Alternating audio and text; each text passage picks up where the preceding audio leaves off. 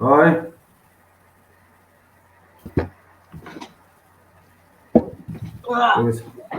Vamos lá. Peraí. Olá, gente, tudo bom? Fazendo só os últimos ajustes aqui. Falta poucos minutos para Você é mais do começar. que pontual, Wagner. Oi? 18h59. Eu sou pontual, rapaz. É, Vamos lá, tá funcionando. Bem, gente, boa noite. Meus alunos, meus amigos, minha esposa está me assistindo. Estamos aqui para minha primeira live aqui no Facebook, que é sobre a cidade de Alagoinhas, seu passado e seu presente. Nós vamos tentar dialogar com vocês também. Vocês estão livres para mandar comentários, suas críticas, pode mandar perguntas, porque nós estamos com os dois melhores historiadores de Alagoinhas. Ave Maria. Que ninguém fique com ciúme. Ponto, né? E assim, eu fiquei muito satisfeito em ter lido as dissertações de vocês, meus queridos. Carlos já está no doutorado, Moisés vai ingressar, Carlos já é doutor. E assim, as dissertações de vocês sobre a cidade de Alagoinhas, nesse período de quarentena, foi um alívio muito grande para mim.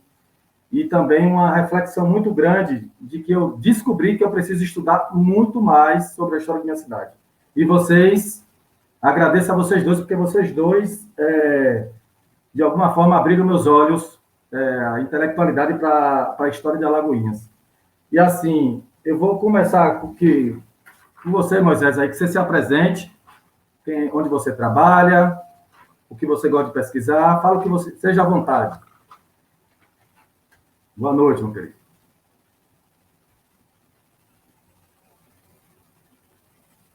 Microfone, Moisés, está bem ligado o microfone. Então, vou recapitular, né? Então, boa noite a todas as pessoas que nos acompanham nesse momento, né? É uma satisfação muito grande, porque estou aqui próximo de dois grandes amigos, duas pessoas que eu gosto muito, contemporâneos, né? Da minha trajetória de formação enquanto professor de história. Então, isso já é um motivo de muita alegria. E tem uma segunda, né? Que é, poxa, é sempre bom falar sobre a história, né?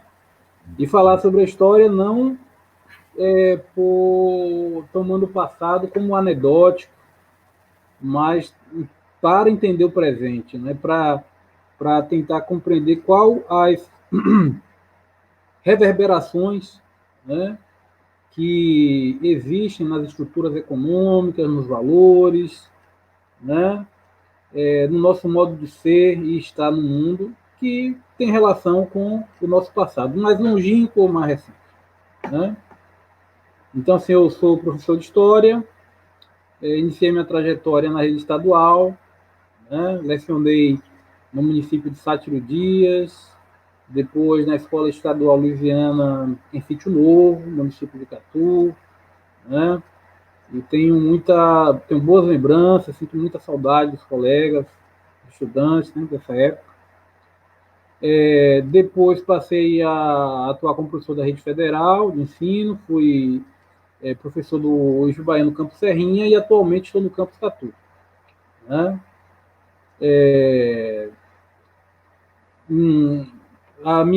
Meu interesse pela pesquisa, né, na área de história se iniciou ainda na graduação, né, buscando entender a participação política da classe trabalhadora na cidade. Isso foi algo que eu estudei também durante o mestrado. Atualmente, eu tenho buscado pensar em outras dimensões da atuação política da classe trabalhadora, não necessariamente na perspectiva da história local e regional, mas isso não impede que a qualquer momento a gente possa também estar revisitando questões relacionadas a esse objeto de estudo. Né? Então, em síntese, é isso, Wagner. Obrigado, Moisés.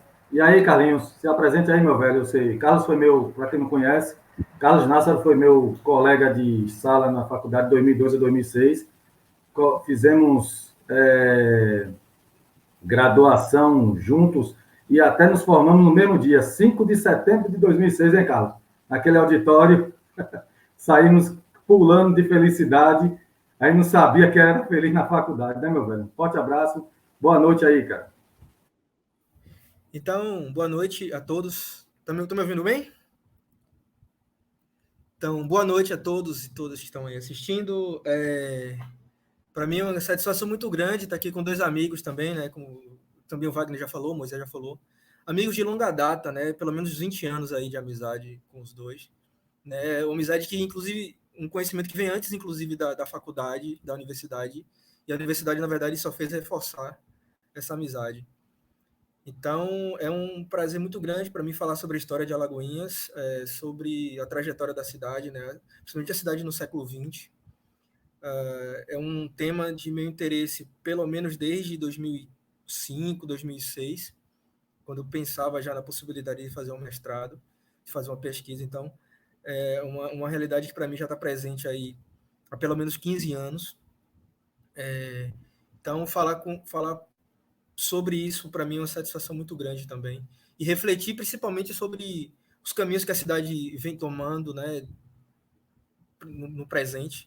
Ou seja, a importância da história não é que ela fique apenas no passado pelo passado, né, no passado anedótico, naquela elevação dos grandes homens, dos grandes feitos. Não é esse nosso objetivo aqui. E assim, me apresentando inicialmente, né, eu sou graduado em História pela UNEB, como o Wagner acabou de falar, fomos colegas de turma. Moisés também foi meu contemporâneo de UNEB, né? Digamos assim, foi meu calouro, nosso calouro. Mas, no decorrer do curso, e principalmente depois, é como se a gente tivesse estudado basicamente no mesmo grupo. Né? As coisas foram se delineando dessa forma. E fiz mestrado na UNEB também, no Campo Santo Antônio de Jesus, História Regional e Local. E fiz doutorado na UESB, em Memória, Linguagem e Sociedade. UESB, Universidade Sudoeste da Bahia, em Vitória da Conquista. Nessa minha trajetória, eu fui professor substituto do IF Baiano em Catu, em 2009. De 2009 a 2011, eu fui professor substituto da UNEB, no campus Itaberaba. E desde 2011, eu sou professor do IF Baiano. Então, entre 2011 e 2019, eu fui professor do campus Guanambi, e desde outubro do ano passado eu estou lotado no campus Serrinha. Então, eu dei uma rodada pela Bahia e agora eu já estou perto de casa de novo. Mas sempre dando conta de pensar a história da cidade e tal. No doutorado eu não estudei especificamente Alagoinhas, mas o meu tema do doutorado, são as memórias e a trajetória política de Juraci Magalhães e sua relação com a burguesia brasileira entre 30 e 67, 68. O meu interesse por essa pesquisa se deu exatamente durante a pesquisa para o mestrado. Então, minha trajetória é mais ou menos essa aí. Pronto, gente. Todos já bem apresentados. Vamos começar com o nosso assunto, né? Porque qual o motivo dessa live é entender a importância da história de Alagoinhas, né? Compreender a importância que tem em cada um de nós, alagoenses, compreender a nossa história, saber cada passo, cada aspecto de nossa cidade. Né? Nada é construído de uma hora para outra, como eu sempre falo com meus alunos. Nada, né? Então vamos assim, Moisés, e Carlos, eu vou começar com uma pergunta básica nesse primeiro bloco. Vocês fiquem à vontade em relação ao tempo, né? Eu sei que vocês são muito bem objetivos e bem inteligentes e vão saber responder cada questionamento que for apresentado aqui. Então, assim, na cabecinha, principalmente dos meus alunos, que eu fiz o convite para eles, né? Como era viver em Alagoinhas nas décadas de 30, 40, 50? Né? Como eram os bairros? Como teve alguma mudança? Teve alguma permanência? Houve alguma mudança? Houve alguma permanência em relação às décadas de 30, 40, 60, os 50? Né? E aí, fique à vontade aí, Moisés. Pode começar.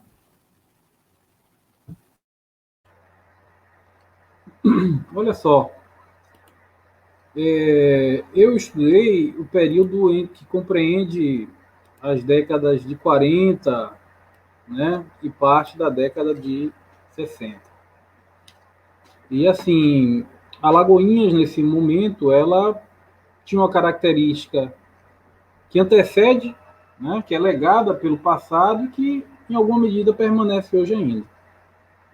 Ela concentrava uma série de atividades econômicas, de prestação de serviços, né, que lhe colocavam numa condição de destaque no que diz respeito à questão regional.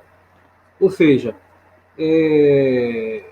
muitos dos municípios vizinhos buscavam em Alagoinhas mercadorias, serviços que não encontravam em seu lugar de origem, né?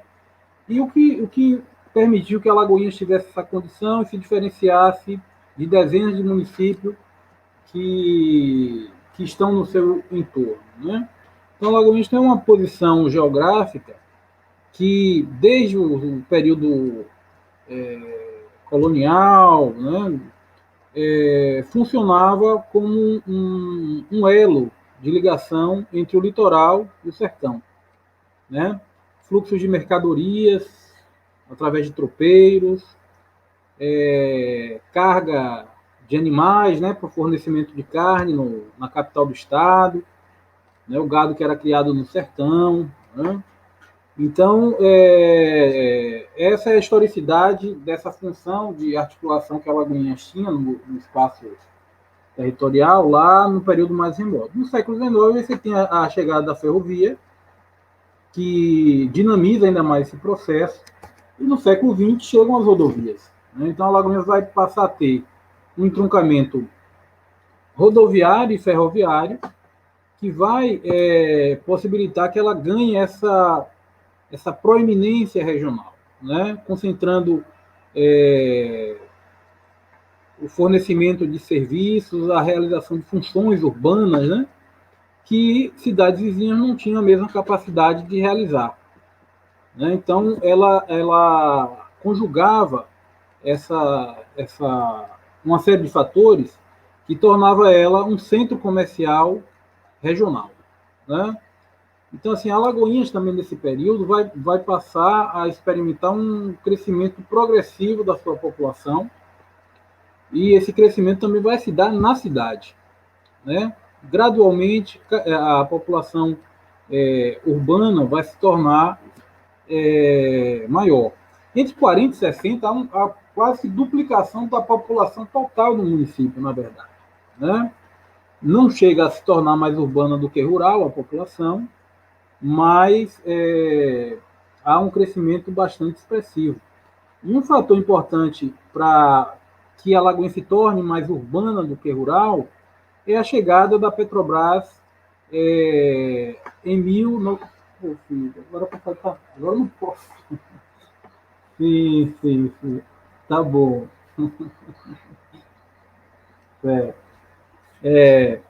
Então, a chegada da Petrobras no final dos anos 50, segundo alguns estudos, marcam o aumento do fluxo migratório para a cidade de Alagoinhas, né? Então, essa é uma questão que acho que traz uma característica para a cidade do passado e do presente. Ainda hoje, Alagoinhas tem essa função, né? A gente observa em algumas regiões do centro da cidade, tem uma série de vans, de ônibus, de micro-ônibus, né? De pessoas que diariamente saem de seus municípios e vêm para a cidade de Alagoinhas para comprar, para ir ao médico, para expedir algum tipo de documento, né? Ou seja, Alagoinhas ainda concentra uma série de funções que outros municípios vizinhos não dispõem, né? Então, há essa questão. Você fala da questão da cidade, do que era viver na cidade, centro e periferia. Então, assim, esse crescimento urbano vai exibir uma série de contradições também, né?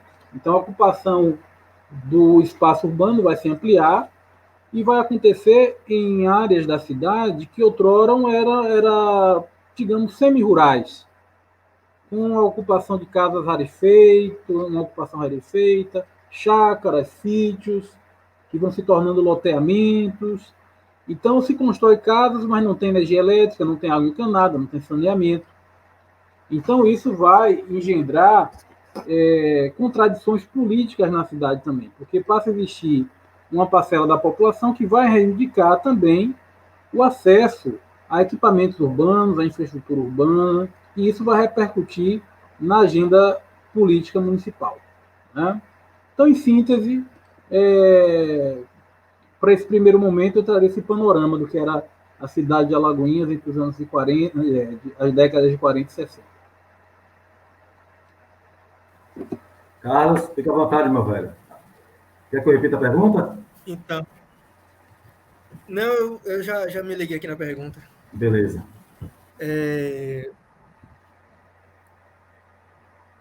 A minha pesquisa, ela foi, digamos assim, a de Moisés foi da de 40, década de 40 para a década de 60. A minha pesquisa foi, digamos assim, retroativa. Então, eu pesquisei de 30 até as décadas de 30 e 40.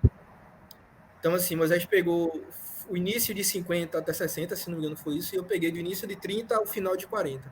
Então, basicamente, nossas pesquisas dialogam nesse sentido, porque digamos que a pesquisa de Moisés vai gerar uma continuação daquilo que eu já estou trabalhando, né?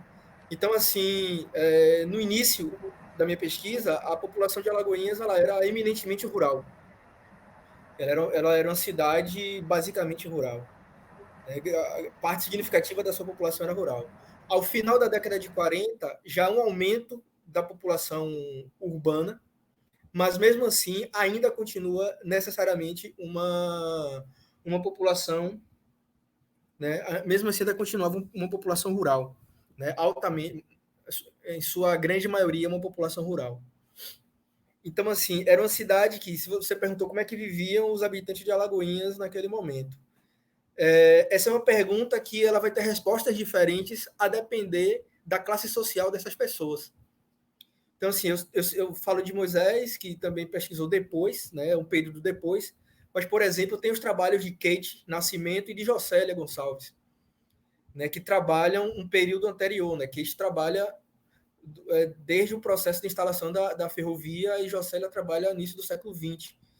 Então, na minha dissertação, eu analiso as memórias de Joanita da Cunha, que se a gente pudesse enquadrar ela numa classe social, eu diria que ela era de uma classe média, dos setores médios da sociedade, e em que o pai dela tinha relações com as oligarquias locais.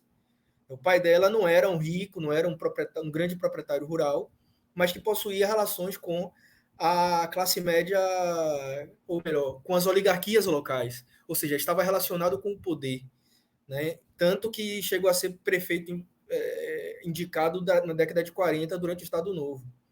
Então, essa classe social, por exemplo, ela frequentava os bares elegantes, né?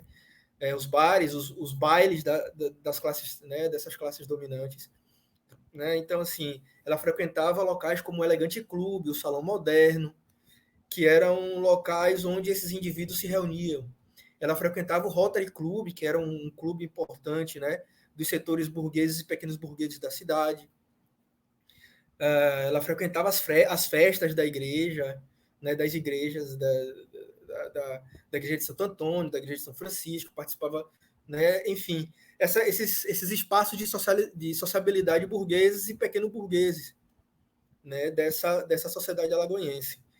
Então ela frequentava basicamente a cidade, para ela era basicamente a cidade do centro, né, Praça JJ Seabra, Praça que a gente chama de Praça do Coreto, né, a Praça Rui Barbosa, que eram espaços, né, dessas classes. Ela morava em torno ali da Praça Rui Barbosa. Então, era essa, né, digamos assim, a vivência desses grupos sociais. Então, dos jovens e adolescentes desse grupo, era nessas festas, né, os jovens namorando na praça, né, e vivendo essa sociabilidade no centro da cidade. Só que, assim, a parte que a gente pode considerar subúrbio da cidade, a vivência era completamente diferente. Então, se a gente pegar os espaços como Rua do Catu, Rua de Iambupe, que é aquela que hoje, se não me engano, é Dr. João Dantas, ali subindo para a Praça Kennedy. Ali, basicamente, era um grande areal. Né? Até ali a igreja de Nossa Senhora das Candeias. Não sei quem conhece a Praça Kennedy aqui, mas se todo mundo for de Alagoinhas, está ligado que vai conhecer a Praça Kennedy. Então, ali, até a construção da igreja de Nossa Senhora das Candeias, que está ali no centro da Praça Kennedy, aquilo ali era, como diz o povo, era tudo mato e areia. Então, ali ainda era muito distante do centro da cidade. Ali era a estrada de Iambupe, porque dali se seguia, digamos assim, as pessoas em direção a Iambupe. A Rua Tupicaldas, a Rua do Jacaré. Eram ruas esburacadas, eram ruas sem saneamento básico, eram ruas sem pavimentação, sem iluminação pública, sem... enfim, sem ser a mínima estrutura urbana. Né? E aí, como o Moisés falou, de fato, eram ruas, eram regiões semi-rurais. Né? Na classificação do IBGE da década de 1900, que foi publicada em 1950, algumas dessas regiões são chamadas de regiões semi-urbanas. Né? Não estão semi-urbanas, não estão, digamos assim, nesse meio caminho entre o urbano e o rural. Então, era uma cidade que vivia ainda basicamente do comércio e principalmente da exploração agrícola. Né? Entre as décadas de 30 e 40, vai haver aí um processo em que a laranja vai ultrapassar o fumo como produto principal, digamos assim, da pauta de exportações da cidade. Então, a plantação de fumo e também os trapiches, né, que eles eram responsáveis por comercializar, né, e distribuir o fumo. Né, eles eram responsáveis por beneficiar, por embalar e também por transportar e vender esse fumo, que era em rama, em folha e em rolo. Né? E aí, os grandes nomes, digamos assim, os caras mais ricos da cidade, se a gente pode dizer assim, a classe dominante da cidade era formada exatamente por esses comerciantes e atravessadores do fumo. Por exemplo, 3 prefeitos dessa época que eu estou pesquisando, eles eram comerciantes de fumo. O Saturnino Ribeiro, o Mário Cravo e o terceiro eu acabei esquecendo agora. Né? Mas, enfim, essas figuras elas eram basicamente... Acho que era o Carvalho Júnior. Sim, o Carvalho Júnior, exatamente. Esses 3 caras, eles foram prefeitos, né? foram vereadores ou conselheiros municipais, como eram chamados, e também eles eram esse grupo que dominava praticamente a cidade. Além disso, eles tinham vários outros negócios, mas o carro-chefe deles era exatamente esse negócio com fumo. Né? Ou seja, a sua pergunta, como era a vida na cidade nesse período, eles estavam relacionados principalmente com em que classe social eles estavam localizados. Né? Então, por exemplo, a classe dominante vivia nesses bailes, nessas zonas de sociabilidade na escola, né, na Senec, que foi uma das primeiras escolas assim da cidade, né, depois o Santíssimo, o antigo ginásio de Alagoinhas, né, a chamada escola da Farda Branca, que é ali quase na esquina ali da Rui Barbosa, onde hoje é uma grife, né, uma loja de grife, ela era chamada Escola da Farda Branca. Né, o antigo ginásio de Alagoinhas, de fato, foi uma das primeiras escolas da cidade, cujo um dos presidentes foi exatamente o pai, o Carlos Cunha, né, o pai da Jonita Cunha, e ao Centro Cenecista Alcindo de Camargo. Então, esses espaços de sociabilidade, eles eram frequentados por esses elementos, né, das classes dominantes, né, de uma burguesia ou de uma pequena burguesia, uma classe média de Alagoinhas, já que a grande massa populacional não tinha acesso à educação pública. Algumas primeiras escolas de educação pública só vão surgir na cidade no início da década de 20. Né? E uma política pública de educação só vai aparecer mesmo a partir da década de 30. Né?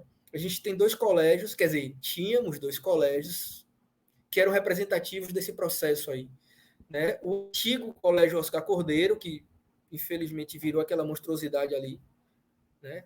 Aquela coisa ridícula. Vocês destruíram um colégio para construir uma loja de eletrodomésticos, que mostra muito bem, né, as prioridades dos nossos poderes públicos. O Brasilino Viegas, que é da década de 30, e a Escola Castro Alves, Colégio Castro Alves, né? Digamos que são algumas das primeiras escolas da cidade, assim, que fazem parte, na verdade, não é que foram as primeiras, mas que fazem parte minimamente de um processo de planejamento público para a educação, já que a educação não era considerado um direito público, né? Não era considerado um direito dos cidadãos. Então, a classe trabalhadora, os filhos da classe trabalhadora, né, tiveram muita dificuldade de acessar a escola. E se isso era na cidade, imagina na zona rural. Como é que não era o acesso à escola, por exemplo, né? Então, esse aspecto que Moisés falou também do processo, né, de ser uma cidade entreposto, né? Ou seja um local de passagem e também ser esse local entre o litoral e o sertão. E esse espaço ele foi primeiramente, digamos assim, estabelecido através da ferrovia e depois através da rodovia, né? A partir da década de 20, a partir da década de 30, começam as primeiras discussões da necessidade mesmo das estradas de rodagem. E o início dessa estrada de rodagem em Alagoinhas vai servir como uma tentativa do Estado de ter mais acesso ao sertão e de tentar, por exemplo, controlar os bandos de cangaceiros que assolavam o sertão baiano, né, que dominavam, né, que, digamos assim, tinham suas atividades no sertão baiano. Então, essa estrada que liga hoje Salvador, Alagoinhas a Salvador, foi exatamente parte de uma estrada que era para ligar Salvador a Jeremoabo, no meio do sertão da Bahia, né, como uma forma de inserção do Estado, né, digamos assim, no sertão, para tentar combater, né, os cangaceiros. Então, Alagoinhas, mesmo assim, acaba se tornando essa cidade de passagem, embora perdendo importância para a Feira de Santana, que vai se tornar efetivamente um entroncamento rodoviário, né, da maior importância depois da instalação da 101 e da 116, das BR. Né? Eu acho que, para começar, eu acho que é isso. Bem, Carlos, perfeito sua explanação, perfeita de Moisés também. Eu fiz essa provocação, eu e Moisés, nós pensamos bem o que a gente ia provocar aqui, né, anteriormente dessa live, dessa discussão, e quando eu falei isso, Carlos, esse Carlos já vem com a marretada dele daqui a pouco, né, porque logo no início da sua dissertação, eu espero que vire livro, viu? Tanto a sua dissertação, quanto a dissertação de Moisés. A visão, né, de sociedade que tinha Joanita da Cunha, indiferente de Maria Feijó, né? Então, por isso que eu fiz essa provocação, porque eu sabia que você vinha com essa marretadazinha aí de... não existe uma Alagoinhas, existe várias Alagoinhas, né? Existe várias Alagoinhas, e o mais impressionante é que, na leitura da dissertação de vocês, eu pude constatar algo muito interessante, que é indo para o campo mais político e das demandas trabalhistas, mas das demandas dos trabalhadores, mas que você gosta, é a questão da luta de classes aqui em Alagoinhas, né? Ficou bem visível. Ficou bem visível também, Carlos, na sua dissertação, que você fala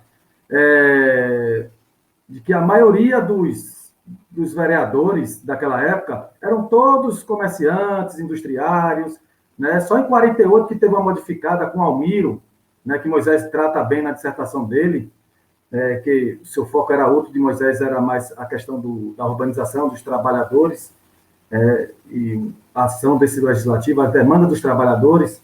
E assim, para não alongar muito, eu vou perguntar para você o seguinte, vou primeiro fazer uma explanaçãozinha pequenamente, 10 segundos.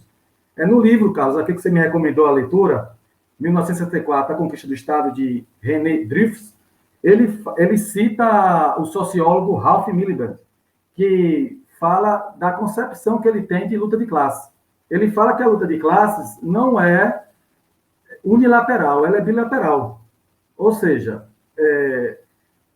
geralmente, alguns setores da esquerda acreditam que luta de classe só é quando os trabalhadores se unem ou lutam e avançam contra a hegemonia da classe hegemônica, da classe dominante. Mas também a classe dominante, ela, em ação conjuntamente com o Estado que agindo a favor dela, ela age para travar as demandas da classe trabalhadora. Então, o conceito de luta de classe é um conceito bilateral, né? Tem essa roupagem bilateral. Tanto a classe trabalhadora quanto a classe dominante, elas agem em torno de seus interesses, não é só de uma outra. E aí, Moisés, eu queria que você falasse sobre essa luta de classe aqui em Alagoinhas, você e Carlos, né? Começando com você. Algum fato na pesquisa de vocês narra sobre essa temática? Explana aí bem, por favor, meu querido. Está se dirigindo para mim, né, Wagner? É isso? Wagner? Para mim? Olha, assim, quando a gente... Essa é uma premissa, né? Carlos Nássaro também tem essa compreensão. Quando nós nos dispomos a uma investigação histórica, tendo um recorte local, a gente não pode pensar que se trata de uma ilha que está isolado de uma totalidade, de uma espacialidade mais ampla do Estado, do país, do mundo, né? Então, assim, transformações que estão acontecendo em Alagoinhas são repercussões também de dinâmicas que estão se desenvolvendo para além da cidade de Alagoinhas, né? Então, assim, esse crescimento populacional urbano e um declínio da população rural não é algo que aconteceu só em Alagoinhas. Aconteceu com marchas diferentes, velocidades diferentes, em todo o Brasil, né? E no mundo, o século XX, como lembra Henri Lefebvre, geógrafo, é o século da urbanização, né? E a década de 40, principalmente a segunda metade da década de 40, é um período de transformações políticas no Brasil. Queda da ditadura do Estado Novo e ampliação da inserção de trabalhadores e setores médios no processo político, na participação política, sobretudo enquanto eleitor, tá? Muito embora ainda tivesse a limitação, né, porque a condição de eleitor dependia do sujeito ser alfabetizado. Então, quem não era alfabetizado não tinha o direito de votar.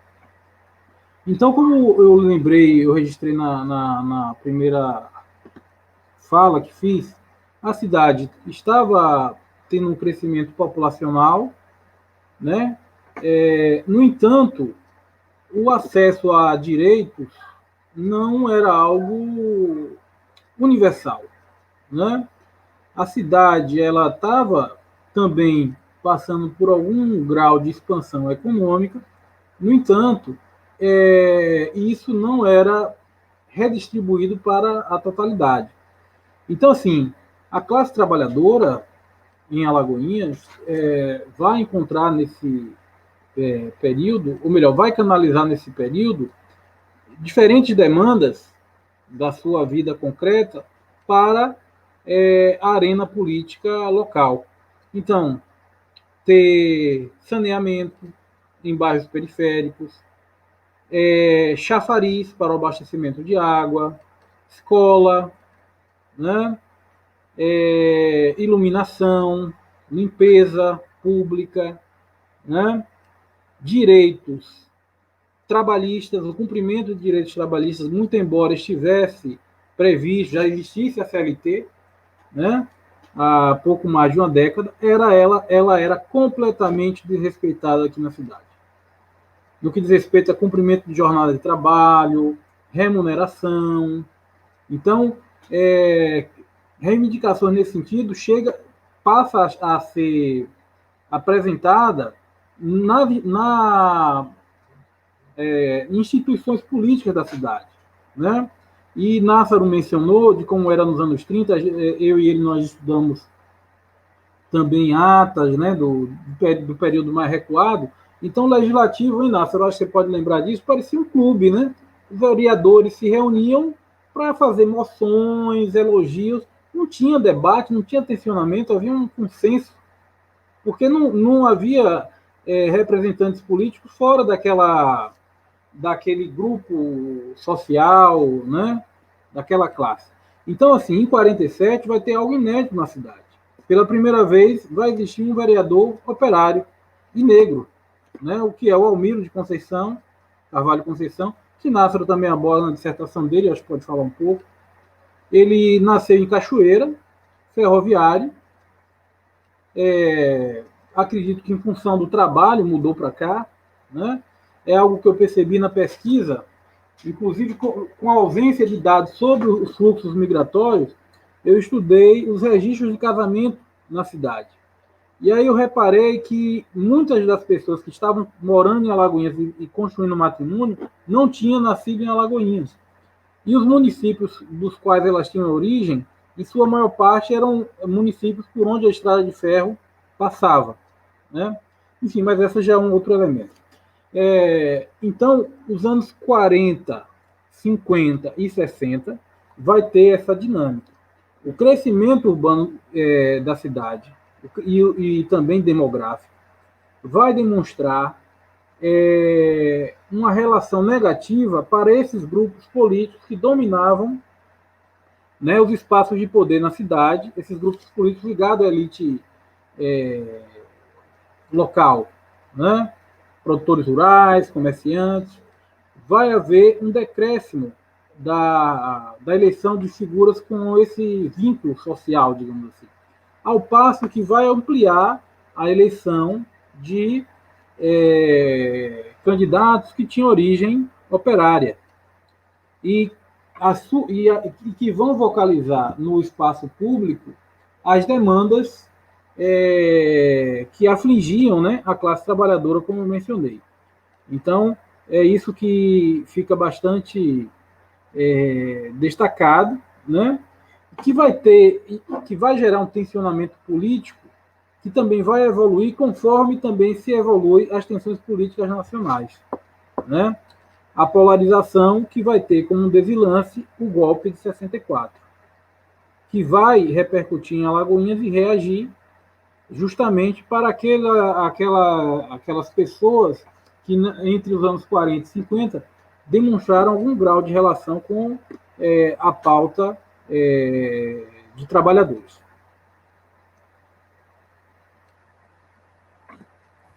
Carlos, rapidinho, antes de você falar, eu quero agradecer a presença de todos. Meu amigo Wagner Costa, que me ensinou a mexer nesse troço aqui, minha amiga Tânia Pinto, né, nossos colegas unebianos aqui, Ricardo Cizílio, Djalma, nossos alunos estão aqui presentes, Sara Silva, Ellen, do CETEP, né? Como é o nome? Tem mais também Tiago Santos, Fábio, meu companheiro de partido, PSOL, Ju, minha colega de CETEP, ex-unebiana também, Ed, né, não conheço o Ed pessoalmente, conheço o Ed mais de discussões de grupo de WhatsApp, assim. Ed, a próxima live com certeza vai ser com você, viu, cara? Se prepare aí. Só foto, minha amiga Soraya está aqui presente também, um beijão só. Rômulo, professor Rômulo, Ângela, minha colega, Elisângela, minha esposa, Henrique, enfim. Wagner Costa, meu amigo, fez uma pergunta aqui, gente, eu vou deixar para o final, viu, Wagner? Os 30 minutos finais da live serão para justamente esses questionamentos. Está aguardado sua pergunta. Quem quiser fazer mais questionamentos, fique à vontade. Vai aí, Carlinhos, pode falar aí, meu velho, agora.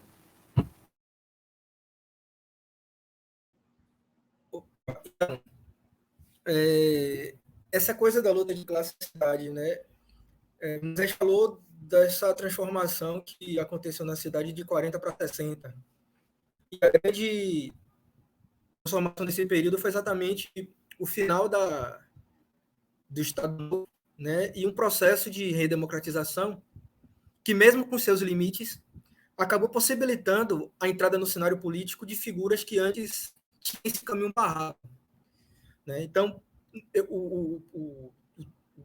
período que eu estudei, ele processa outros tipos de transformações, né? Ele tem outro processo de transformação, que são transformações de regimes. Então, o período que eu pego é pelo menos 3 grandes transformações de regime, não a transformação de Estado.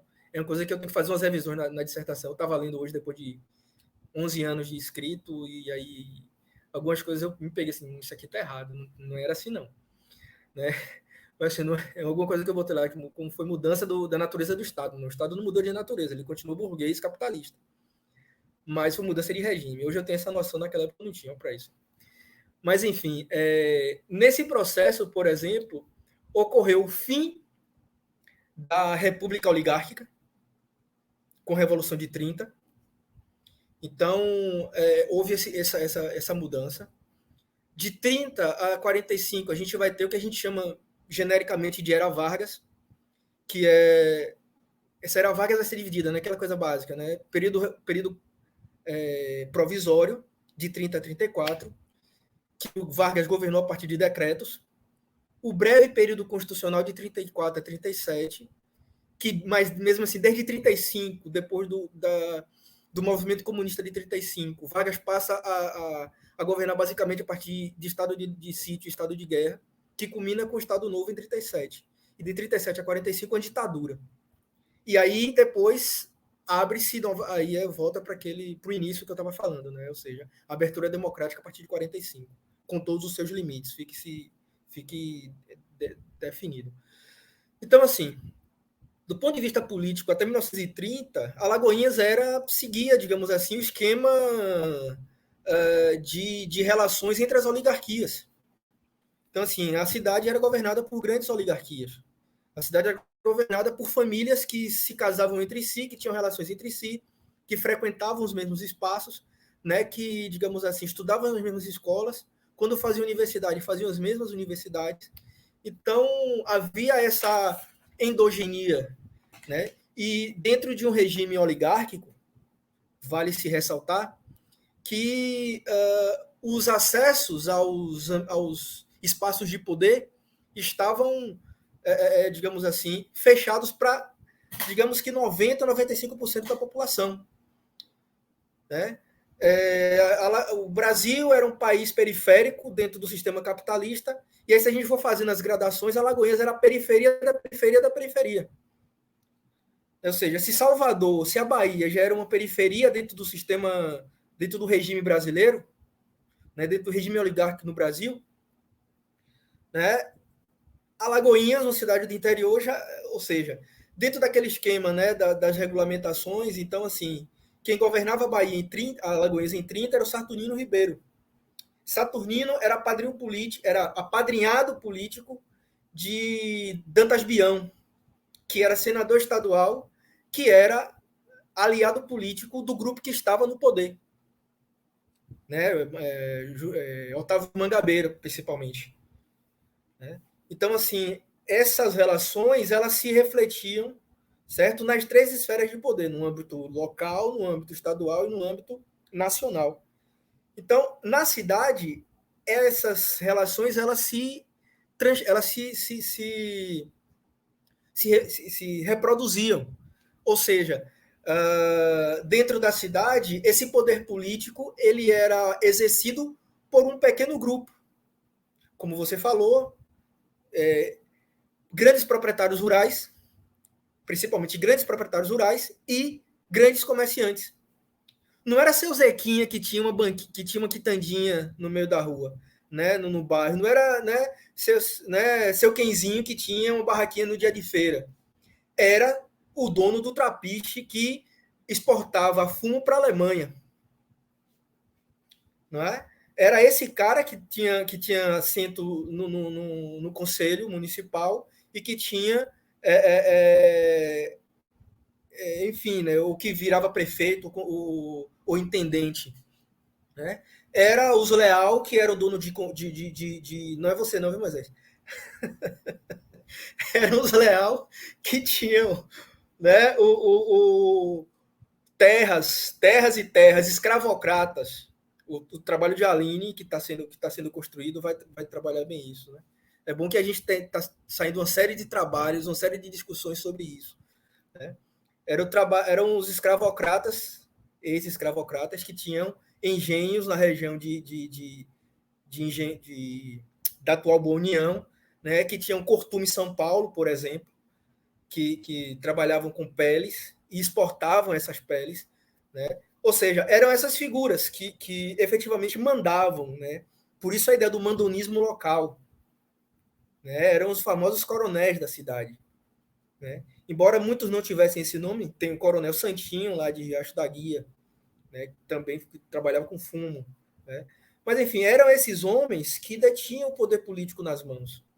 O Carlos Cunha, ele era alguém que não era um grande proprietário rural, mas estabelecia relações de apadrinhamento com essas figuras poderosas.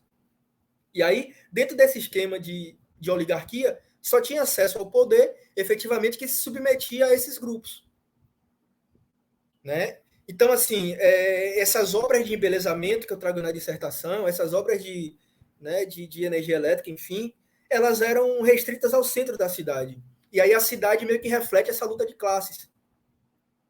Enquanto na cidade eles estão preocupados em embelezar o centro da cidade, nos bairros periféricos e na zona rural, o que graçava na cidade, não, o que estava acontecendo na cidade era exatamente a epidemia de paludismo, né, enfim, né, uma série de doenças e tudo mais. Não fique por aí não, que eu vou fazer rapidinho, Moisés, se você quiser também entrar nesse adendo aqui. Todo mundo que é daqui de Alagoinhas sabe que tem uma rua chamada Rua da Usina, né, Carlos? Você já estudou no Colégio Piaget, né? Pode tirar o microfone para falar. Fala aí dela. Exatamente. Então, a Rua da Usina é porque a Rua da Usina era a Rua da Usina Municipal de Energia Elétrica, a usina de força elétrica e luz, alguma coisa assim. Né? E essa usina ela foi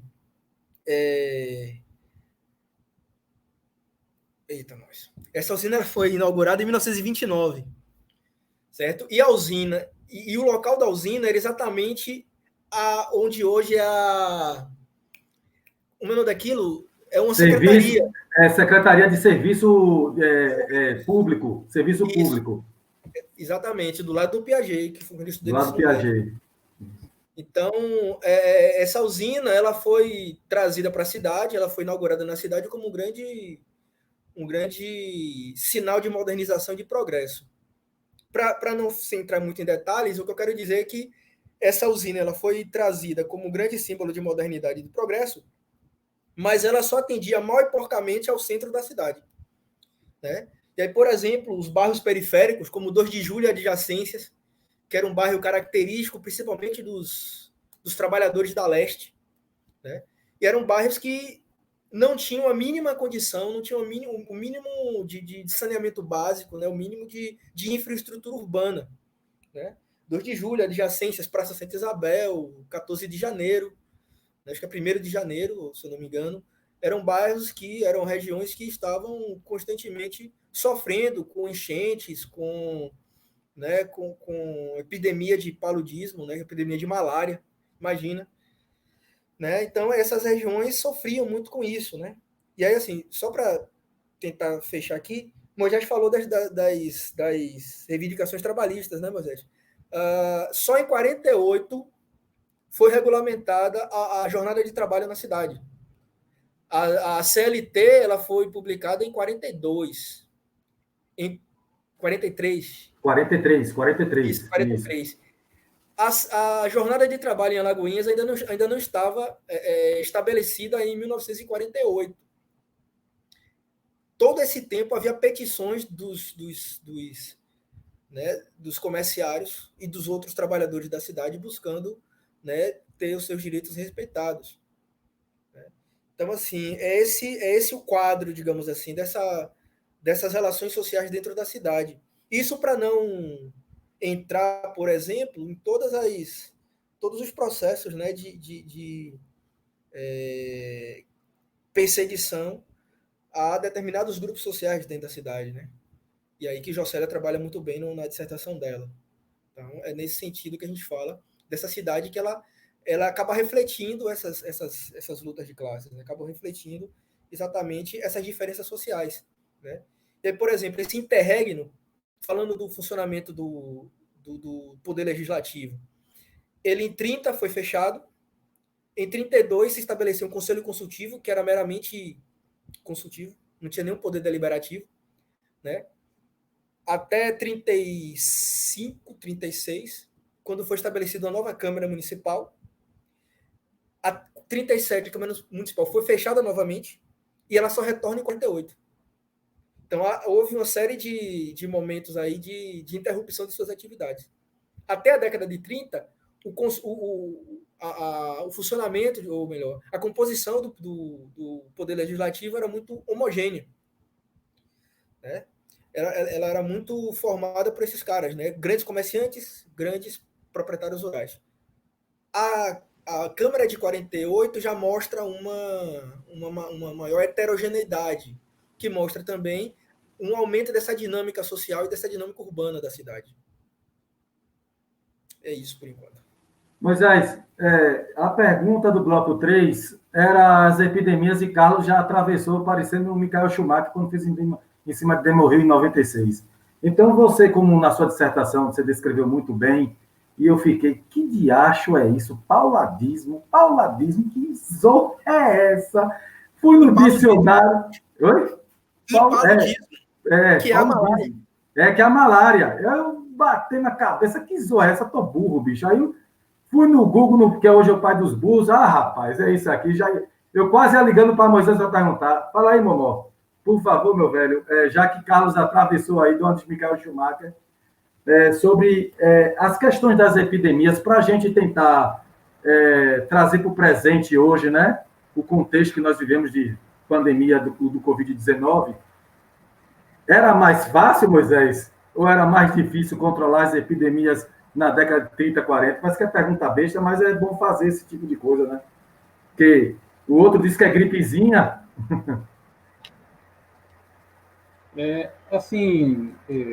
Wagner, eu acho que dá para estabelecer paralelos, porque ambas, né, tem tido um processo de expansão por causa da negligência do poder público. Claro que você tem o limite aí de uma resposta científica, né? Mas o alargamento das incidências dessas enfermidades provocadas por essa epidemia tem muito a ver com a questão política, né? De como enfrenta, né, esses problemas de saúde pública. Assim, eu acho que Nássaro poderia lembrar disso, né? E pode falar melhor do que eu eu recordo que no texto dele tem isso, de como as epidemias de paludismo tinham uma condição favorável, digamos assim, para que ela se expandisse por conta da característica geográfica da cidade, né? Muitas lagoas, ou seja, ainda não tinha havido a expansão urbana, tal como a gente assiste hoje, que se aterrou regiões alagadiças na cidade, né? Um município que é atravessado por um rio, o Rio Catu, não é, Nássaro? Acho que você pode falar melhor depois até sobre isso, que se tornava foco para a proliferação dos vetores dessa epidemia, né, da malária. Então, agora, nos anos 50, acontece algo que também a gente percebe lá no final do século XIX, com cólera e varíola, principalmente. Tem um momento de pico de óbitos na cidade que passa a faltar sepulturas. Então, isso a gente percebe na documentação do final do século XIX e percebe na década de 50 do ano passado, né?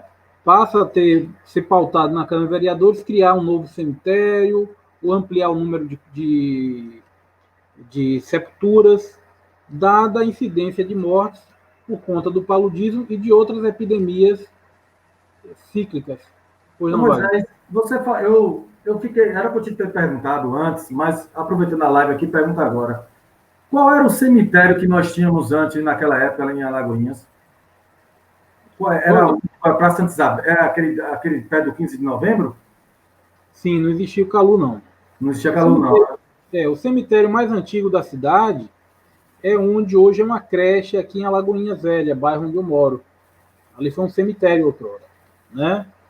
E o cemitério da Praça da Saudade ele é criado, salvo engano, na primeira metade do século passado. E ali, assim, havia uma recomendação sanitária que os cemitérios fossem localizados fora do perímetro urbano, né? Então, o cemitério da Praça da Saudade, quando foi construído, eu não recordo agora a data específica, ali era uma área que não era classificada como urbana, não estava rodeada de residências, né? Mas a cidade expandiu e foi muito mais além do cemitério, como a gente pode constatar hoje, né?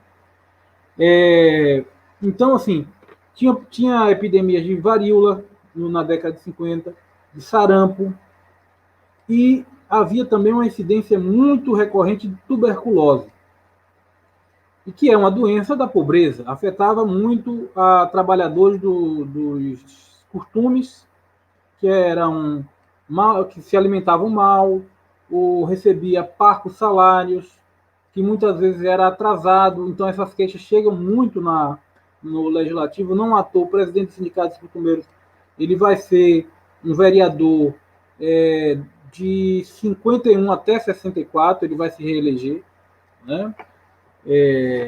Então, essas epidemias elas eram recorrentes e atingia, sobretudo, os mais pobres, né? Então, acho que esse é um paralelo que a gente pode fazer com o presente, seja colocando numa escala mais ampla, nacional, ou se a gente reduz a escala também para o âmbito municipal, né? Houve uma pressão do empresariado local para que o comércio fosse reaberto, né? E isso tem o aumento de casos de contágio do Covid-19 em Alagoinhas coincide com esse tipo de alteração que existiu aqui na cidade, não ter uma posição mais rigorosa, né? No sentido de preservar as pessoas em casa para que não se expusessem, né, à contaminação. Carlos, quer falar mais alguma coisa sobre as epidemias? Você fala, como o Moisés falou, você fala bem sobre o surto de malária mesmo aqui em Alagoinhas. Então, sobre isso aí, Moisés acabou lembrando isso, né? Na verdade, Alagoinhas tem uma característica topográfica e hidrográfica bastante peculiar, né? E também pluviométrica, principalmente. Né? Ou seja, Alagoinhas é uma cidade que o principal rio dela, ela atravessa a cidade. Além disso, havia uma série de lagoas que hoje basicamente estão todas aterradas, ou grande parte delas aterradas ou inutilizadas. Né? Mas, por exemplo, se a gente citar que onde hoje é a central de abastecimentos, aquilo ali era tudo alagado. Né? Então, assim, o rio, a cidade chove, né? Tinha a sua principal período de chuvas, como vocês sabem, né? Como a gente sabe, também chove muito, né? De março ao final do inverno. Né? Eu mesmo, quando eu fui para Guanambi, eu sofri demais, porque eu saí de uma cidade extremamente úmida, que chovia demais, para uma cidade extremamente seca, que pouco chovia.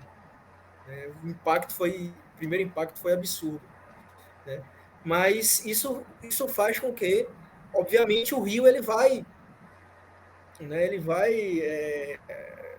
expandir para além de suas margens, né? Ele vai transbordar.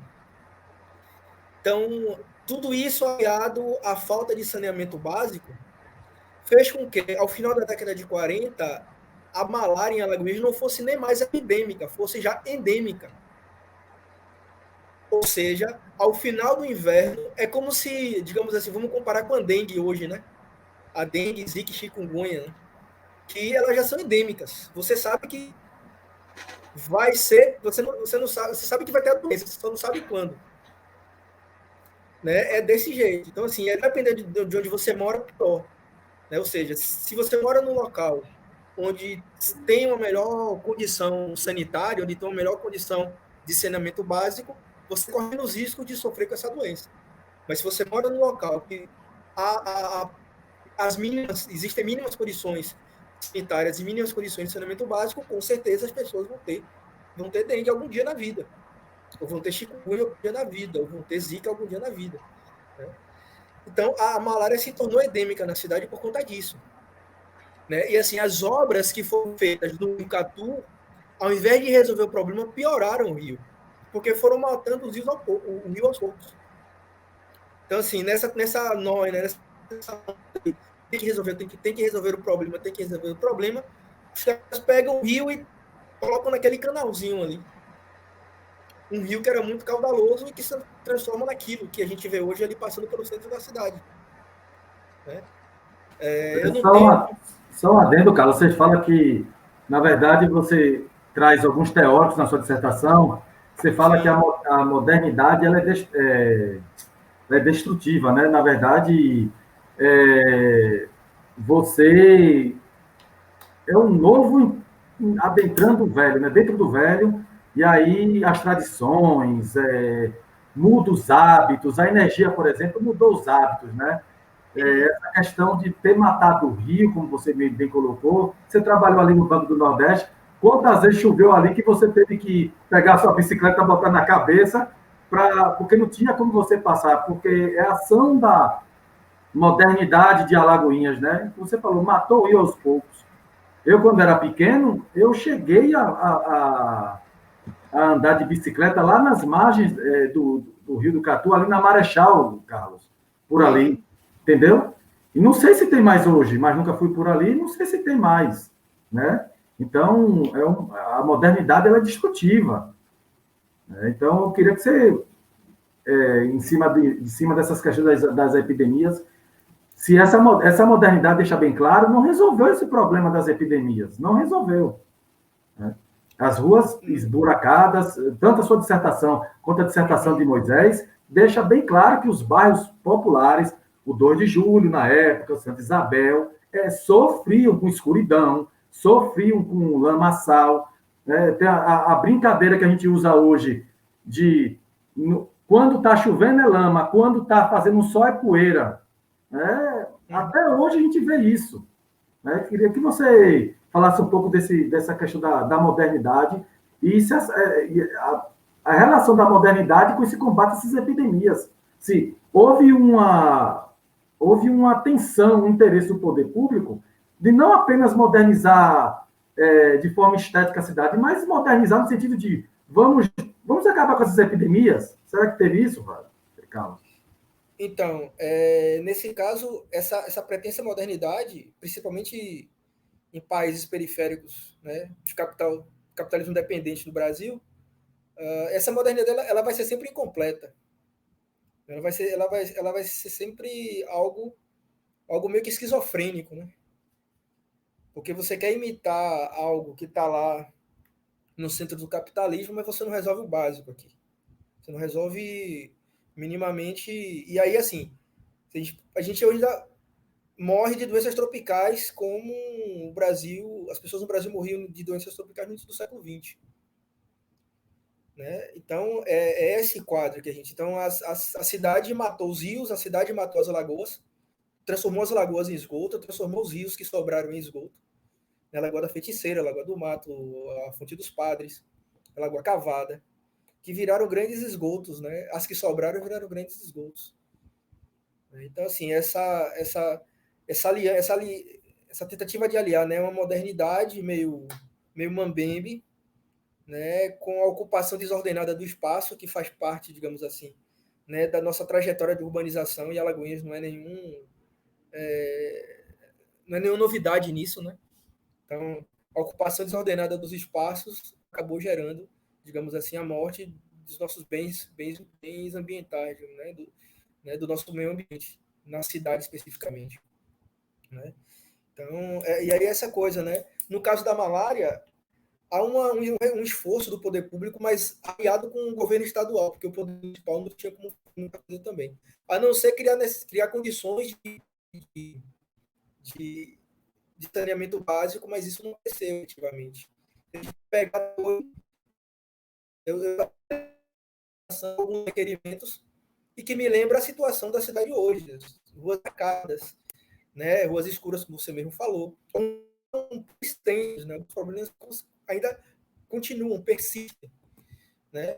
Não tem mais boi correndo na rua, pelo menos ali em frente à barreira, não tem mais boi correndo na rua. Mas na década de 30, 40, de vez em quando estava um boi ali e era Deus nos acuda. Imagina assim que você está lá no meio da sua feira, quando ali ainda na feira do pau e adjacências, você está ali de boa comprando seu tomate e aí o boi aparece, né, e joga a barraca de tomate para cima, porque isso era uma cena comum na cidade naquele período. Né? Transporte de carne ainda né, um dos grandes esforços do poder público foi tentar regulamentar o abate e o transporte da carne, porque as pessoas abatiam em qualquer lugar e ainda transportavam de qualquer jeito em carroças, né, abertas, a céu aberto. Né? Mas até a década de 90 eu lembro que Carlão Chaparral matava porco em frente à casa de minha avó, perto da casa de minha avó. Né? Você estava em casa e ouvia o porco gritando lá assim, isso na década de 90. Então, olha como a nossa modernidade é esquizofrênica, né? Ou seja, ela tá e não tá. Né? Ela vai e volta, assim, ou seja, a nossa modernidade nunca vai ser completa nesse sentido. Né? Porque o poder público está nessa tentativa de regular, mas o povo tem sua própria forma de viver a vida. Né? Que é difícil o poder público tentar controlar tudo.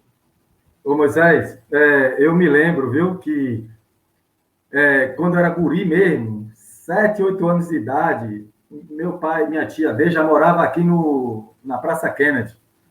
Meu tio Júlio era ainda vivo, a gente parou ali no bar para comer um acarajé. E aí, aqui na Praça Kennedy, Moisés, você não tem um bar esquina do povo? Você indo como se estivesse indo para beber. Olhe para a esquerda, tinha um matadouro de porco, cara. Ele dava de marretada no porco, todo mundo via, o porco gritava. Isso veio na hora, essa lembrança que você falou do abate, Carlos. Mas assim, gente, para a gente finalizar aí para as perguntas dos nossos internautas aqui, tem umas perguntas boas, viu, Moisés? Edinaldo tem uma pergunta para você. Você aí, ó, tem uma pergunta boa para você aí. Mas assim, meu avô, gente, ele era ferroviário. Eu acho que ele viveu com Ostílio. Eu acho que, tenho certeza, praticamente. Ele conviveu com Almiro, com Ostílio, né, com diversos outros trabalhadores, mas meu avô ele tinha um pensamento assim conservador, né? Ele foi aquilo. Então, assim, Moisés, o que eu posso perguntar para você é o seguinte: para quê? Qual a intenção mesmo, na verdade, gente? Que me desculpe, professor Iracigama, foi um questionamento que o professor Clóvis fez. Na época a gente era da sala, viu? Lá na faculdade, Carlos.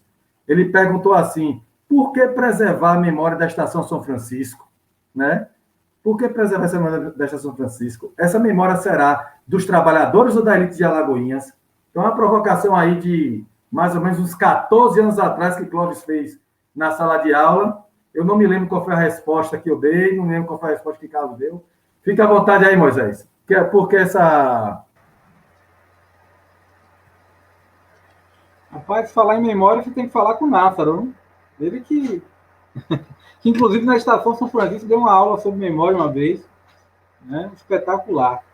Olha, conversava hoje mais cedo com um colega por outra razão, né? Nas últimas semanas tem tido esses movimentos antirracistas e também algumas ações de derrubada de monumentos, né, de estátuas. Então, eu conversava com ele disso, de como o passado ele não está desligado do presente. De como você interpreta o passado, essa interpretação ela guarda uma estreita relação com tentativas de exercícios de dominação na contemporaneidade. Né? Então, obviamente, qualquer iniciativa de erguer o que Pierre Nora chama de lugares de memória, cabe a crítica, cabe a problematização, tal como você está fazendo. Né? Então, assim, eu acho que a estação ferroviária São Francisco ela tem uma importância no sentido de da gente ter ali um patrimônio arquitetônico, né? Um patrimônio arquitetônico, mas não só isso não basta, né? Só isso não basta, né? É importante que essa memória ela alcance também qual foi a força de trabalho que produziu aquilo ali, quem produziu a riqueza que fez com que aquele edifício fosse erguido, quem é que dava vida àquilo ali quando funcionava. Então, é importante que se tenha iniciativas que contemple essa multiplicidade da cidade também. Acho a iniciativa da professora Iraci Gama uma iniciativa interessante. Até hoje, ao meu ver, não conseguiu se consolidar, né, para que aquilo ali pudesse ter um usufruto público mais proveitoso, né, mais intenso, mas lá preserva documentos históricos, né, tem ocasionalmente é aberto para visitação pública, para estudantes, para escolas. Então, acho que o que falta ali é uma ação, que aí eu acho que o poder público ele é imprescindível, né, para que se possa dar uma estrutura ali adequada, né, para que essa multiplicidade da memória local possa estar ali também representada, né?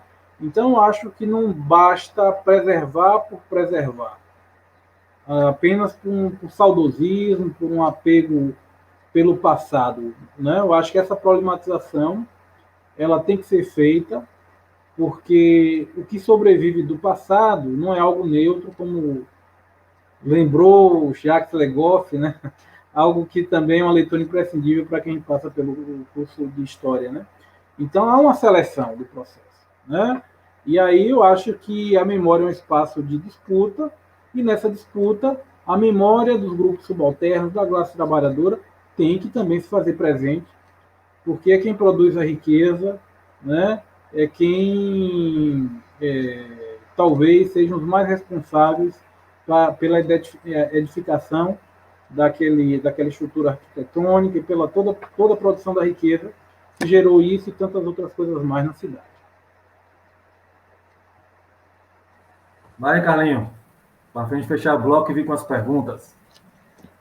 Tá bom, então. Sobre a pergunta de Clóvis, né? Rapaz, foi, velho. Rapaz, olha, ele com aquele jeitão dele. Na verdade, eu não lembro dessa pergunta, não. Eu não lembro dessa pergunta, não, mas é bem a cara dele, né? Como é que diz? Essas posições, digamos assim, né? Bem provocativas, né? Mas, enfim, então, cara, primeiro eu tenho minha percepção sobre política patrimonial de Alagoinhas é bem negativa, assim. Ou seja, que a cidade não tem uma política de preservação de patrimônio. Nem se a gente pudesse falar assim, não, porque uma elite quer preservar o patrimônio para a cidade, nem isso.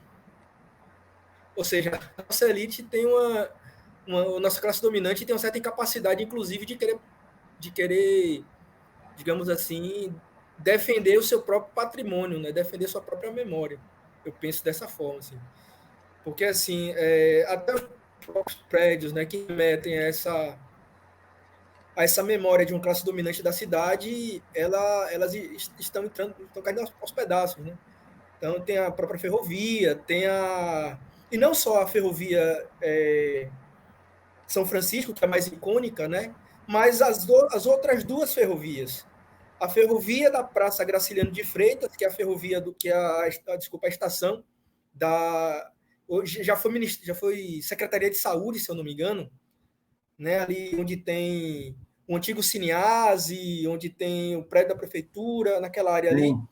E tem a outra estação que é na JJ Seabra, que já foi Cesta do Povo, e hoje não sei mais o que é, não. Acho que é um negócio de uma estação de transbordo lá, se eu não me engano. Ou seja, nem esses espaços são preservados, né? Que seriam memória da classe dominante. Então, assim, de todo modo, a memória é fruto de disputa, né? Não existe memória isolada, não existe memória inocente.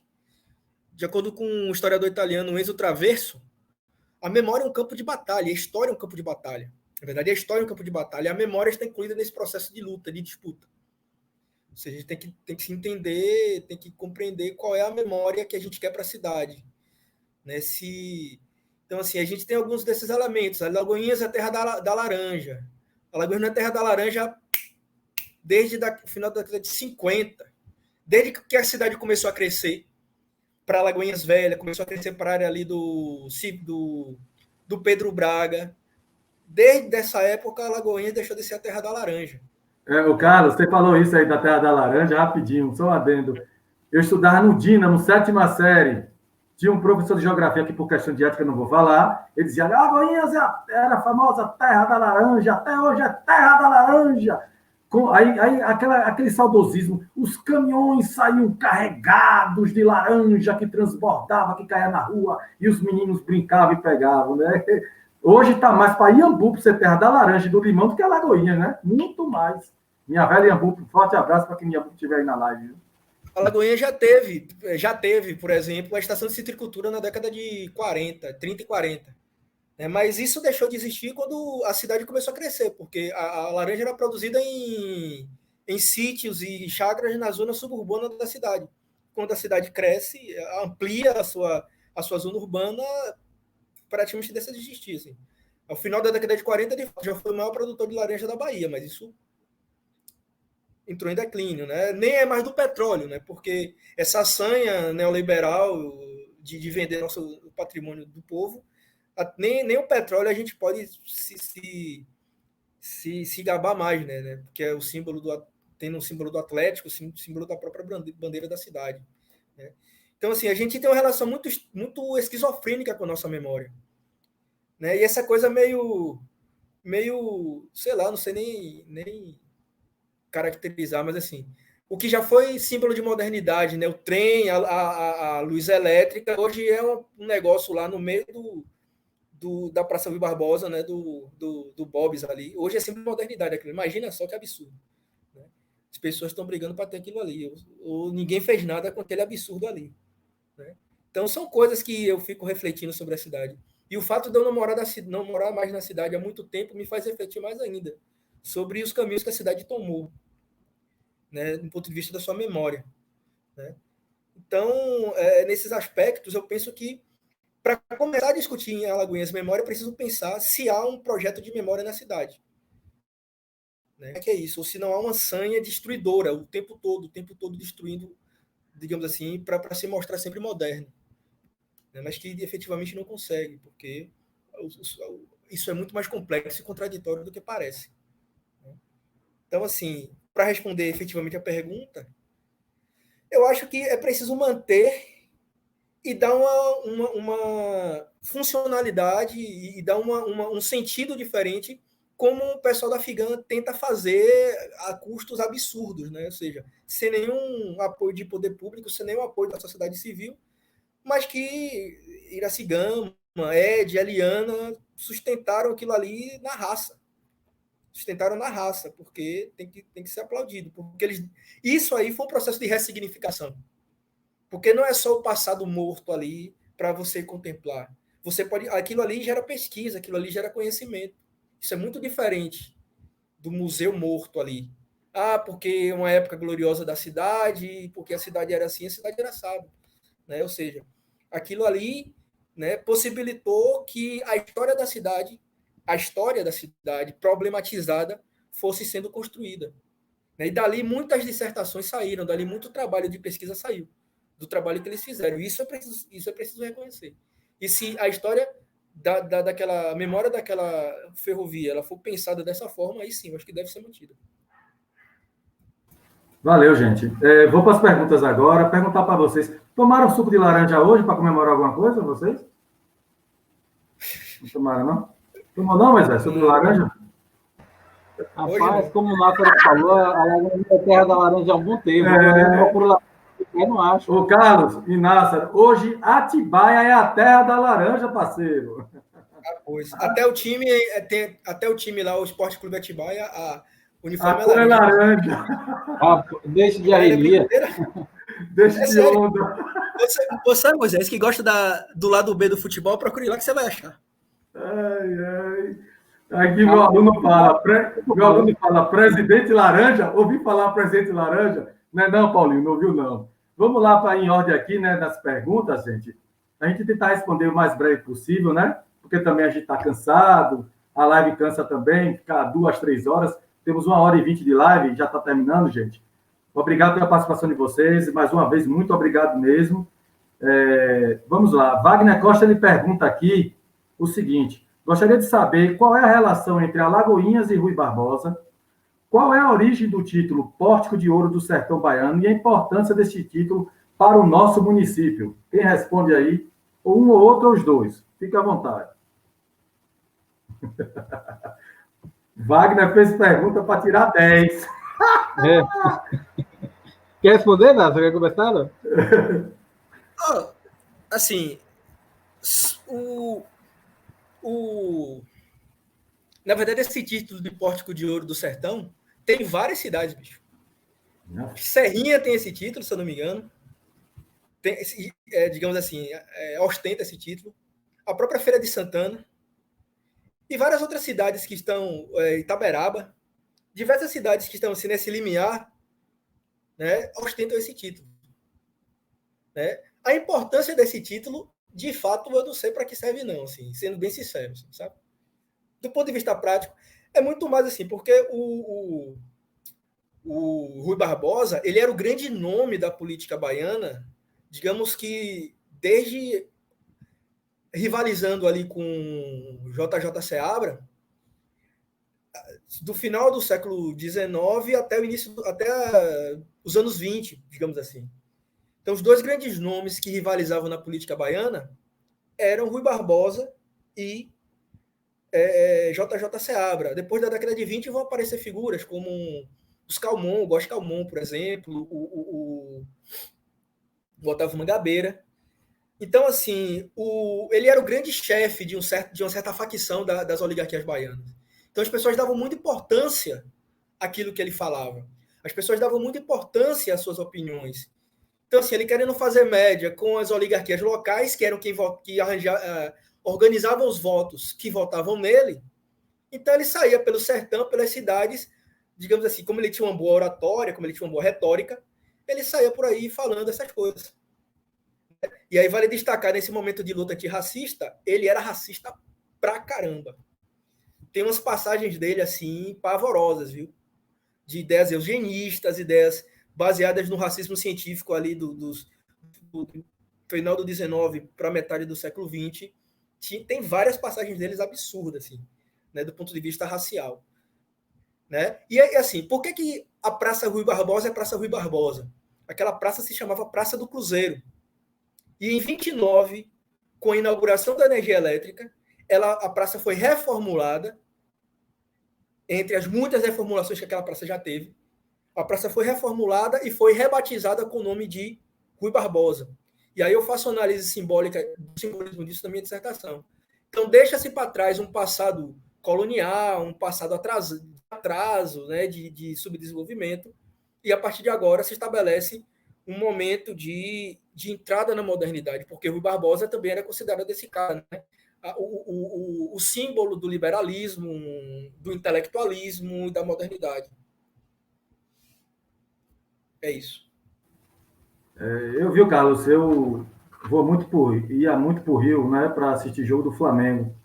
E meu irmão, ele morava ali na Avenida São Clemente, ali no Rio de Janeiro. Quem não conhece a Avenida São Clemente, em Botafogo, uma zona sul do Rio, zona de alta classe e tudo. Tem um museu do Rui Barbosa, né? Nesse museu não fala que ele era racista de jeito nenhum.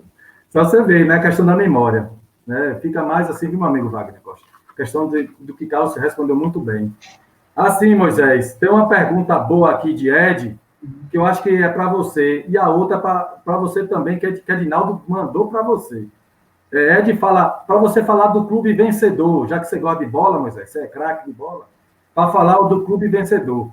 E a outra de nosso companheiro de luta, camarada, Edinaldo Sacramento, é o seguinte: Moisés, você conseguiu observar se a eleição do Almiro Conceição, que fugiu do perfil predominante na Câmara Municipal, influenciou a eleição de novos representantes populares? Pergunta boa. Pronto. Poxa, queria agradecer as perguntas a essas duas figuras que eu admiro, Ed e Edinaldo, né? Dá para fazer até uma dupla, viu? Sertaneja. Ed e Edinaldo. Mas, assim, eu queria também contribuir com a questão sobre o Rui Barbosa, uma questão que me veio em mente, né? Que, assim, Nássaro, tem essa questão da Praça Rui Barbosa nos anos 20, né? Que me parece que no final dos anos 20, que é esse rebatizar. Agora, o período que eu estudei, anos 40, 50, 60, não se faz referência a essa coisa. Alagoinhas, Poste de Ouro, poxa, foi batizado assim pelo gênio da raça Rui Barbosa, poxa. Eu não sei necessariamente quando é que começou a se evocar esse título para Alagoinhas, né? Eu sei que é algo que resiste até hoje. E assim, eu desconfio que talvez tenha a ver, rapaz, com o seguinte: os anos 70, final dos anos 60, início dos anos 70, a Alagoinhas ela vai perder essa condição central, ou pelo menos vai dividir, como o Nássaro lembrou, com Feira de Santana. Salvador também vai atender mais, vai chegar o polo petroquímico, né? Então, a região metropolitana de Salvador, ou pelo menos municípios ali, como Pojuca, Mata de São João, Camaçari, já não vai ter tanta relação com Alagoinhas como antes tinha, através da ferrovia, né? Então, me parece que Alagoinhas vai experimentar um certo desalento, que vai tentar restaurar um certo passado glorioso. Eu recordo, quando eu era... vou falar qual foi a década, porque no início vocês já denunciaram há quantas décadas nós já temos amizade, quando frequentamos a universidade. Enfim, na década de 80, eu garoto, eu recordava que ficava assim, eu via algumas pessoas, puxa, Alagoinhas não tem uma figura de renome nacional. Aí eu sei que tinha uma história que José Wilker tinha nascido em Alagoinhas, que Gretchen tinha nascido em Alagoinhas, que Sula Miranda tinha nascido em Alagoinhas. E aí não tinha ninguém, Alagoinhas não tinha nenhum famoso. Aí o que restava era o seguinte: tinha uma figura bem interessante na cidade, não sei se vocês recordam, o Vitor Santos, um senhor negro, cheio de colares e tal, que cantava, porque ele tinha se apresentado num show de calouro de Silvio Santos. Então era uma figura, um alagoense que apareceu na televisão, entendeu?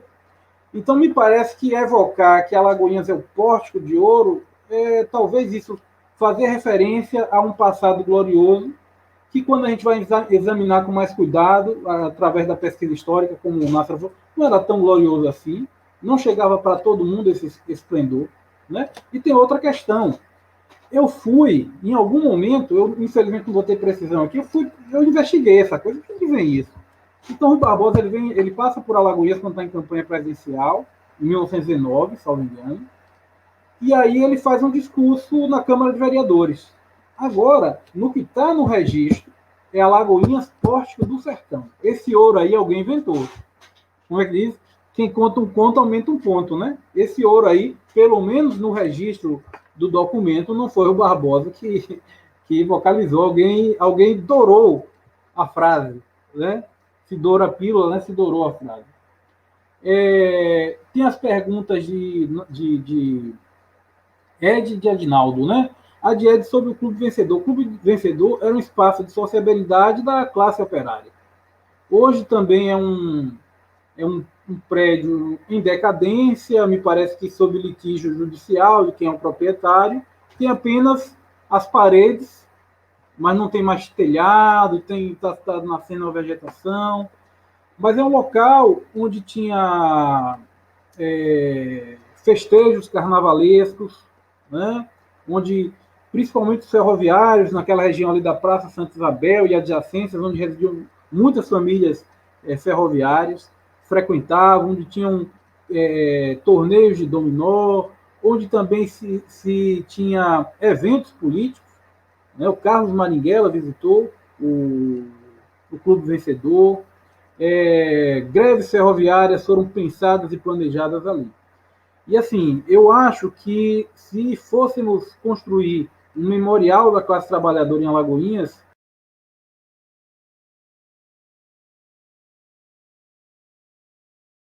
Acho que meu amigo caiu.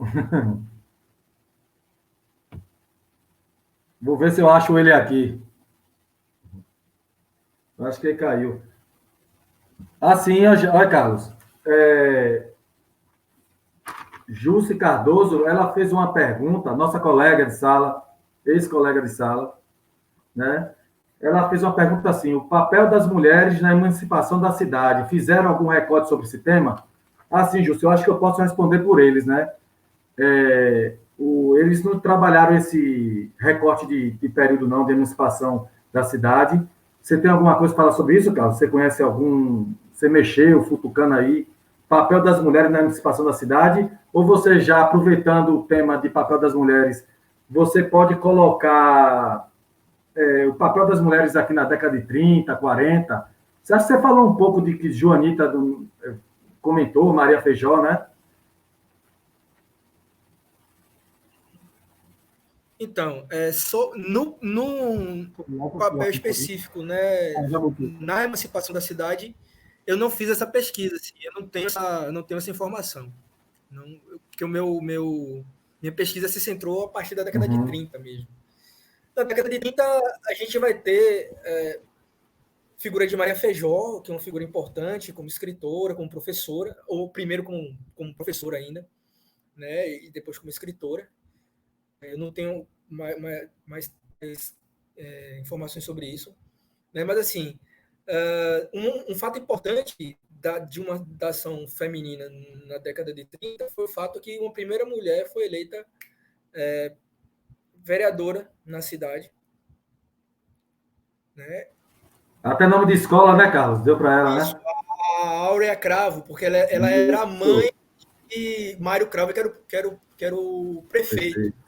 Mas tinha uma coisa importante, ela tinha uma relação política muito forte, por exemplo, com o Juracy Magalhães. Ela acolheu o Juracy Magalhães na casa dela, quando o Juracy Magalhães chegou em Alagoinhas, no processo da Revolução de 30. E ela tinha uma influência muito grande política, tanto sobre o filho, né, e o Juracy Magalhães a respeitava muito. Mas, assim, não foi o foco do meu trabalho, assim, o papel das mulheres. O que Joanita, e aí tem que perceber que é uma visão conservadora, de uma mulher, mas uma mulher conservadora, né? O papel que Joanita, digamos assim, dá para as mulheres, né? O papel que Joanita confere para as mulheres é um papel de subalternidade, né? O papel que ela confere para as mulheres, sendo uma mulher, pela vivência dela, uma mulher conservadora. A Maria Feijó, fazendo esses dois contrapontos, se a gente não pode dizer que ela era progressista 100%, ela era menos conservadora do que a Joanita. Pelo menos na escrita dela, ela era um pouco mais, como é que eu posso dizer, mais independentizada, digamos assim, né? Era um pouco mais independente. A Joanita da Cunha saiu da cidade acompanhando o marido e fez esse processo todo. E, inclusive, o Moisés falou uma coisa interessante, na década de 70, na década de 80, ela já tinha passado por uma transformação significativa, um aumento da urbanização, né, a presença de outros bairros, né, um aumento da classe média, principalmente por causa dos petroleiros, né, bancos que vão chegando na cidade, isso vai gerando uma classe média mais robusta, né, mas, de fato, a cidade vai perdendo essa importância. E é preciso buscar canais para, digamos assim, buscar essa identificação. Também essa foi a minha inquietação que me levou a pesquisar sobre a história da cidade. Essa história era de uma cidade meio descaracterizada, e isso aí eu já falando da década de 90 e 2000, eu vivendo adolescência e início da juventude e início da universidade. Eu não via uma cidade, né? Eu não via um elemento que caracterizasse a cidade. Isso me levou a pesquisar a história da cidade, foi exatamente essa inquietação presente. E aí o trabalho de Joanita é da década de 80. Talvez tentar, digamos assim, estabelecer essa perspectiva desse passado, né? E aí a união de mulher de Joanita, Jússi, já que eu não posso responder diretamente a sua pergunta por falta de conhecimento, uma falha, possivelmente uma falha minha nesse sentido, naquele momento não foi o meu objetivo, né? Mas as mulheres de Joanita são mulheres submissas, são mulheres de alguma forma conservadoras. Ela fala muito da presença das mulheres, por exemplo, nas festas das igrejas, né? na arrecadação de donativos para a igreja, para as festas da igreja, né? Na participação das mulheres nas festas de Maria, que aí Maria Feijó dá um sentido um pouco mais mundano. Olha, eu ia para a festa, mas eu ia para ficar lá fora esperando os rapazes, né? Dava um sentido mais mundano, ou seja, dava a ideia de uma mulher um pouco menos submissa e um pouco mais independente nas suas ações, né? Nesse sentido. Então, talvez Eliana te responda melhor isso, e você sabe, né?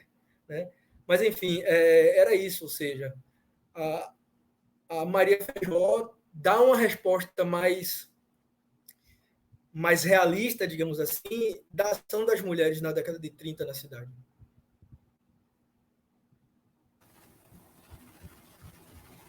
Ô, Moisés. Sim, vai. Continue onde você estava, meu querido. Eu sei que você teve uma queda de conexão aí, normal.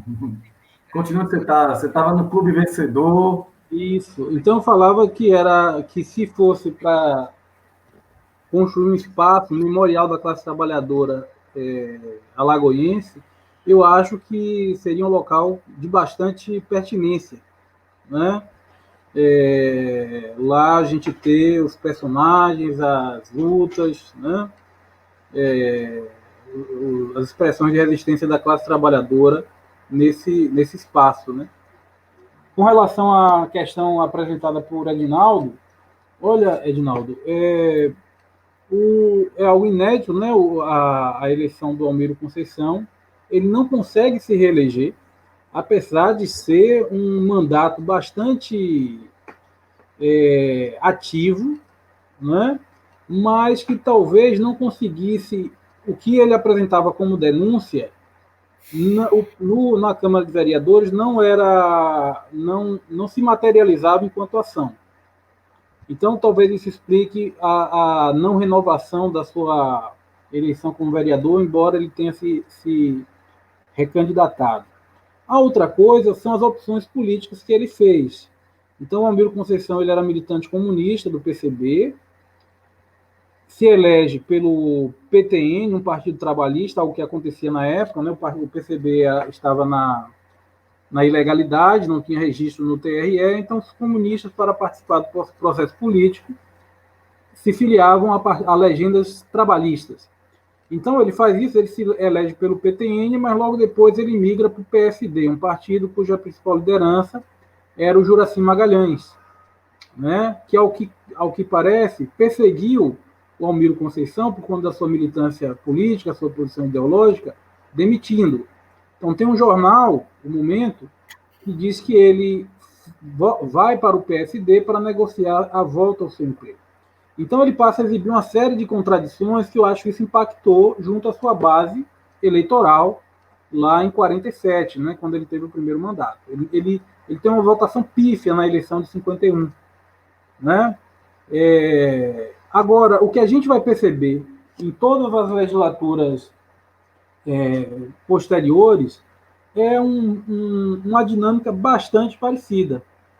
É a representação de demandas, sobretudo, de uma região da cidade onde residiam ferroviários, então estou me referindo ali ao 2 de julho, ao 15 de novembro, a Praça Santa Isabel, a Rua Castro Alves, né? Então, Aramari, que à época era um distrito de Alagoinhas e onde residiam muitos operários da ferrovia, né? Lá existia uma oficina. Então, vai ser muito parecido, o que indica que o que era reivindicado lá por Almiro, o que era denunciado, não estava sendo atendido, né? Então, isso passa a ser recorrente e um número maior de operários passa a ser eleito. Em 47 foi apenas Almiro, o que vai se perceber é uma progressão, um aumento.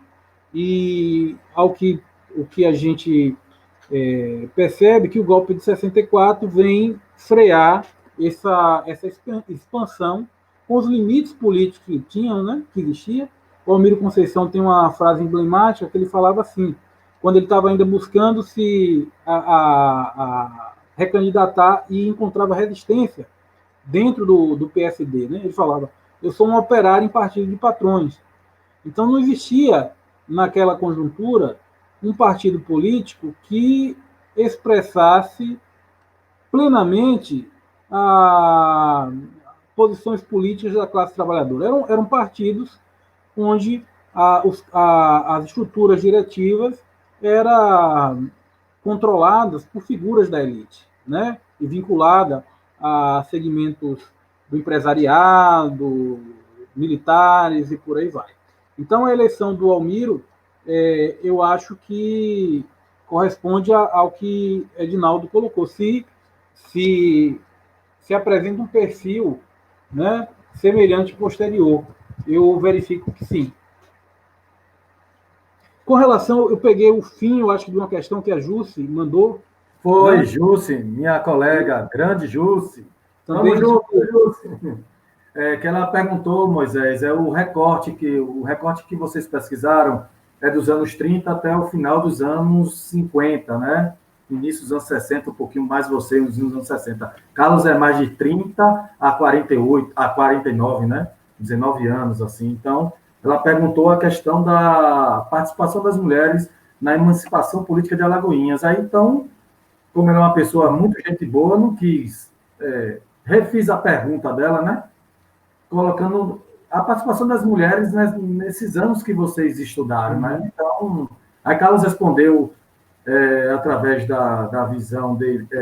Eu acompanhei, eu cheguei a acompanhar. Você acompanhou, né? Pronto. Uhum. Assim, eu estudei os anos 40 e 50, o registro que eu faria é o seguinte, a documentação que eu tive acesso, que examinei, jornais, documentos da Câmara de Vereadores, as mulheres não aparecem, né? E aí é porque reflete a hegemonia masculina nos espaços de poder daquela época. Então, eu ainda acompanhei que Nássero fala que nos anos 30 tem uma mulher eleita, né? Ou seja, isso só volta a acontecer em 1959, com a professora Maria Lourdes Veloso. Ela é eleita vereadora, mas não tem assim um certo, não é tão protagonista no processo legislativo, né? Ela tem uma participação que não é tão efetiva, né? E assim, eu acho que se espelha a condição, o papel que era atribuído às mulheres nessa conjuntura, né? Que as excluía desses espaços de poder.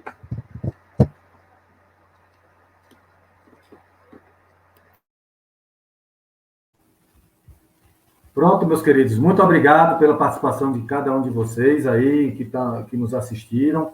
Muito obrigado, Moisés. Muito obrigado, Carlos. Parabéns pelo trabalho de vocês. Eu espero que de cada trabalho de vocês vire um livro mesmo. E eu vou na noite de autógrafos, faço questão de ir, porque eu amei ler as dissertações de vocês. E os meus colegas aqui presentes, Ju Baroli, Marilúcia Galdino, né? Outros professores de história que estão aqui presentes, que super recomendo a dissertação de Moisés e a dissertação de Carlos Nássero.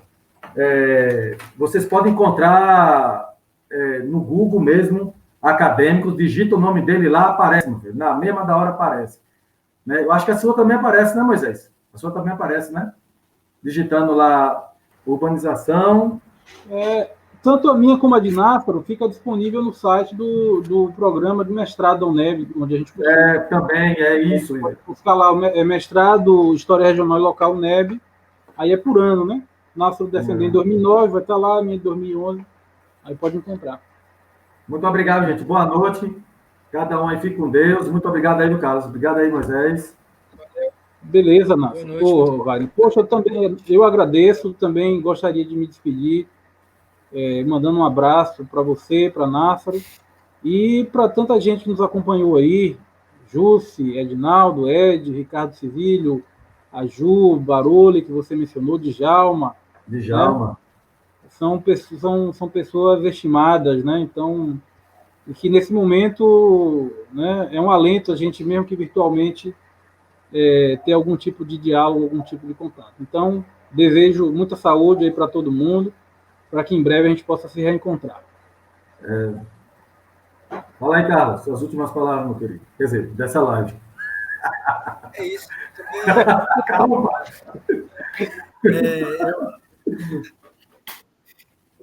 Eu gostaria de agradecer também ao convite de Wagner. A gente acabou se reencontrando, assim, conversar por tempo, depois de muito, né, de muito tempo sem se falar, mais de 10 anos sem se falar. E aí, agradecer mesmo pelo convite e estar na presença de pessoas tão queridas, né, Moisés, Wagner.